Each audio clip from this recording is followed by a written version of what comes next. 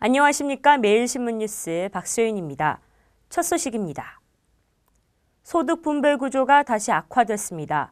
소득 불균형의 폭이 2010년에 비해 확대된 것으로 나타났습니다. 소득 분배 구조가 지난해에 비해 악화된 것으로 나타났습니다. 통계청 가계동향 조사 결과를 보면 지난해 소득 불균형 상태를 나타내는 지니계수는 0.311로 전년보다 다소 올랐습니다. 0에서 1 사이의 값을 갖는 지니계수는 0에 가까울수록 소득 분배가 균등함을 뜻합니다.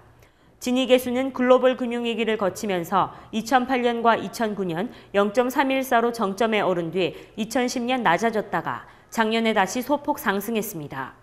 상위 20%의 소득을 하위 20%의 소득으로 나눈 소득 5분위 비율은 5.73배로 소득 5분위 비율 역시 금융위기에서 회복하면서 개선됐다가 지난해 다시 악화됐습니다. 상대적 빈곤율도 상승했으며 중산층의 비중도 줄어들었습니다. 한편 전국 2인 이상 가구의 지난해 가구당 월평균 소득은 388만 3천 원으로 전년보다 7.3% 증가했습니다. 가구당 월평균 소비 지출은 238만 원으로 전년 동기 대비 3.1% 증가했지만 가격 변동 요인을 제거한 실질 기준 소비 지출은 0.8% 감소했습니다. 명목 기준으로 소비 지출이 늘었지만 실질 기준으로 감소했다는 것은 소비에 쓴 돈은 많았지만 실제 소비한 양은 적었다는 의미입니다. 이는 물가가 올라 식료품에 쓴 돈은 늘었지만 정작 먹은 양은 줄어들었다는 뜻입니다. 가구당 흑자액은 72만 7천 원으로 전국 단위 조사를 시작한 2003년 이래 가장 높은 수치를 기록했습니다. 프로스포츠 승부조작 사건을 수사하고 있는 대구지검이 선수들을 브로커에게 소개시켜준 대학 야구선수 출신 한 명의 신병을 확보했습니다. 대구지검이 현역 프로야구 선수들을 브로커에게 소개시켜준 핵심적인 역할을 한 대학 야구선수 출신 김모 씨의 신병을 확보해 프로야구 경기 조작 사건과 관련한 수사가 급물살을 탈 것으로 보입니다.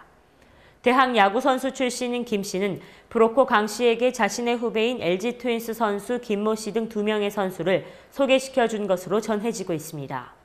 김 씨가 강 씨에게 현역 야구 선수들을 소개하면서 금품이 오갔는지에 대한 여부는 확인되지 않았습니다. 검찰은 24일 김 씨의 신병을 확보해 관련 의혹을 조사하고 있으며 혐의가 입증되면 국민체육진흥법 위반 혐의로 처벌할 방침입니다.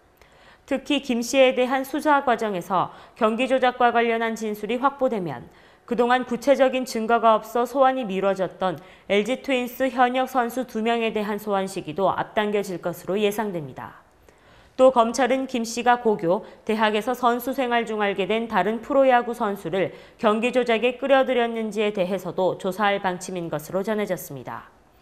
대구시가 중국 상둥성 지역 의료관광객 유치에 본격적으로 나섰습니다.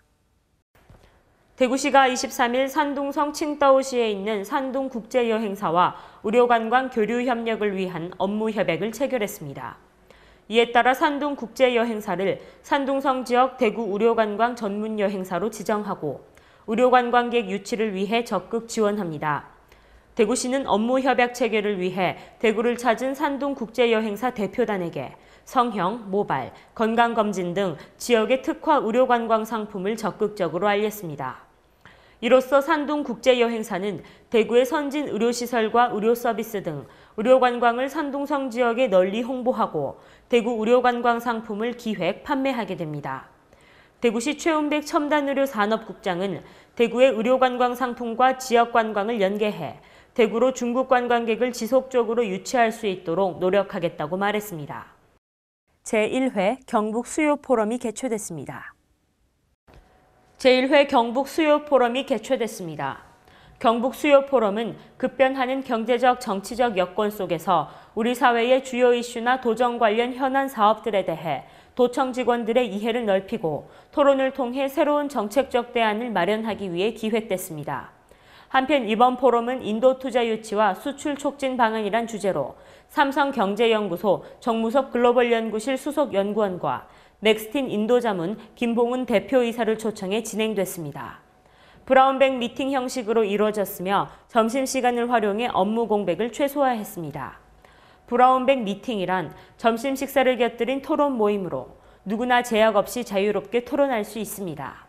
경북도는 앞으로 기업 CEO, 중앙부처 관계관, 국책연구기관 연구원 등 외부 전문가 위주의 강사를 초빙해 포럼을 개최할 계획입니다. 대구의 새로운 유치원과 초등학교 그리고 중학교가 개교합니다. 대구의 유치원과 초등학교, 중학교 등 3개 학교가 새롭게 문을 엽니다. 이번에 문을 여는 학교는 율하택지개발지구의 대구 율빛 유치원과 대구 율금 초등학교, 월배지구의 월암중학교입니다. 대구 율빛 유치원은 서변 유치원에 이어 대구에서 2번째로 들어선 단설 유치원이며 대구 율금 초등학교는 2011 대구 세계 육상 선수권 대회 선수촌 부대 시설을 재정비한 곳입니다. 또 월암 초등학교는 월배지구 내 중학생들을 분산 수용할 수 있도록 신설됐습니다. 이로써 대구 지역 전체 학교 수는 공립단설 유치원 2개, 초등학교 216개, 중학교 124개, 고등학교 92개, 특수학교 8개로 집계됩니다.